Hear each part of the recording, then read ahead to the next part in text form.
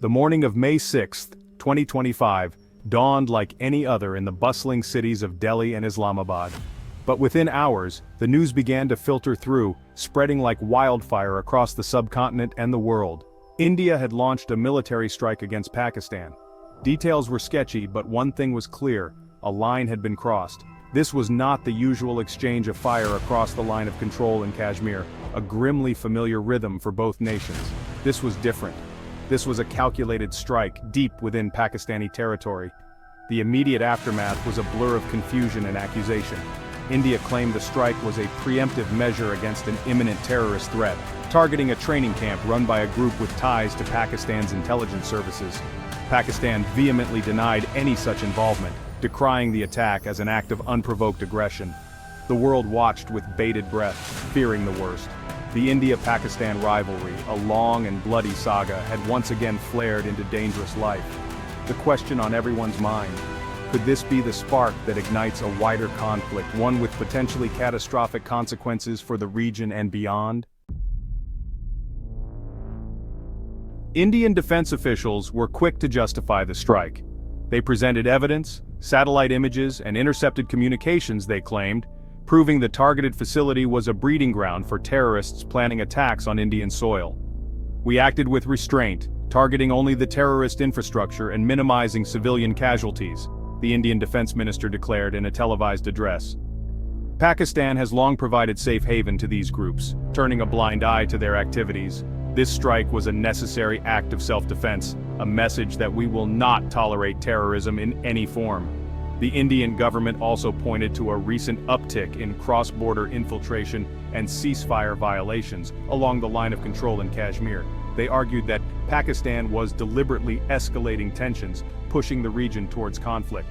The strike, they insisted, was a preemptive measure, a clear signal that India would not hesitate to defend its interests. But many remained unconvinced.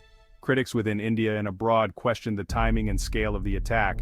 Was this truly a preemptive strike, they asked, or a calculated act of aggression, a dangerous gamble by a government seeking to bolster its nationalist credentials?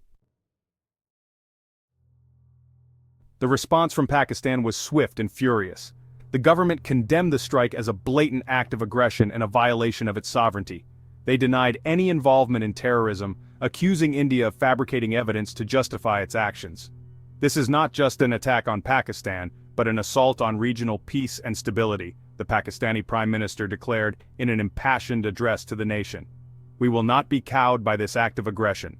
We will respond, and we will respond decisively." Pakistan also called on the international community to intervene, urging the United Nations Security Council to condemn India's actions and prevent further escalation. They warned that India's aggression, if left unchecked, could have disastrous consequences for the entire region. The Pakistani media was ablaze with anger and indignation. News channels ran footage of the aftermath of the strike, showing damaged buildings and interviewing injured civilians. Analysts and commentators accused India of warmongering and called for a strong response, some even advocating for military retaliation. The international community reacted with alarm to the escalating tensions between India and Pakistan. The United Nations Secretary-General called for maximum restraint from both sides, urging them to engage in dialogue to de-escalate the situation. The United States, China, Russia, and other major powers issued statements expressing concern and urging both countries to exercise restraint. They emphasized the importance of dialogue and diplomacy in resolving the situation peacefully. The European Union also called for calm and urged both sides to avoid further escalation. Neighboring countries like Bangladesh, Nepal, and Sri Lanka expressed deep concern over the situation, fearing the potential for a wider conflict that could destabilize the entire region. They appealed to India and Pakistan to resolve their differences through peaceful means. International organizations like the Red Cross and Amnesty International called for the protection of civilians caught in the crossfire. They urged both countries to respect international humanitarian law and ensure the safety and well-being of all civilians. Section 5. A Troubled History, Echoes of Uri and Balakot. The recent escalation between India and Pakistan is just the latest chapter in a long and troubled history. The two countries have fought 4 wars since their independence in 1947, 3 of them over the disputed territory of Kashmir. In recent years, tensions have been further aggravated by a series of terrorist attacks in India, which New Delhi blames on Pakistan-based groups. The 2016 Uri attack, which killed 19 Indian soldiers, and the 2019 Pulwama attack, which killed 40 Indian paramilitary personnel, pushed the two countries to the brink of war. India responded to both attacks with military strikes inside Pakistan, targeting what it claimed were terrorist camps. These strikes, however, failed to deter further attacks, and instead, they fueled a cycle of violence and mistrust. The current situation carries eerie echoes of these past crises. The specter of further escalation, of a conflict spiraling out of control, looms large. Section 6. The Nuclear Shadow, a terrifying stakes game. Adding to the already volatile mix is the chilling reality that both India and Pakistan possess nuclear weapons. What was once unthinkable, a nuclear exchange between the two rivals, is now a terrifying possibility, a nightmare scenario that haunts the region and the world. The international community has repeatedly called on both India and Pakistan to engage in dialogue on nuclear disarmament and risk reduction measures, but these calls have largely gone unheeded. Both countries remain locked in a dangerous nuclear standoff, each viewing their arsenal as a vital deterrent against the other. In the current climate of heightened tensions, the risk of miscalculation or accident is amplified. A stray incident, a misunderstanding, or a false alarm could have catastrophic consequences, potentially triggering a chain of events that could lead to nuclear war. The stakes have never been higher.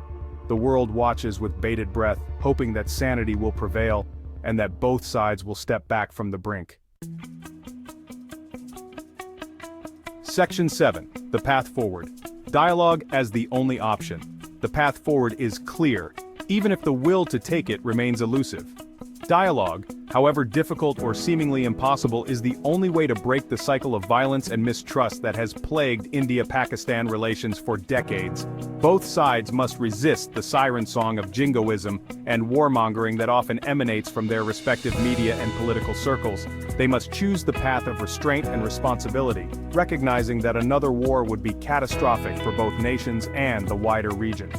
International pressure can play a constructive role in encouraging dialogue. The United Nations, the United States, China, and other major powers must use their influence to bring both sides to the negotiating table. They must make it clear that the world is watching and that continued aggression will not be tolerated.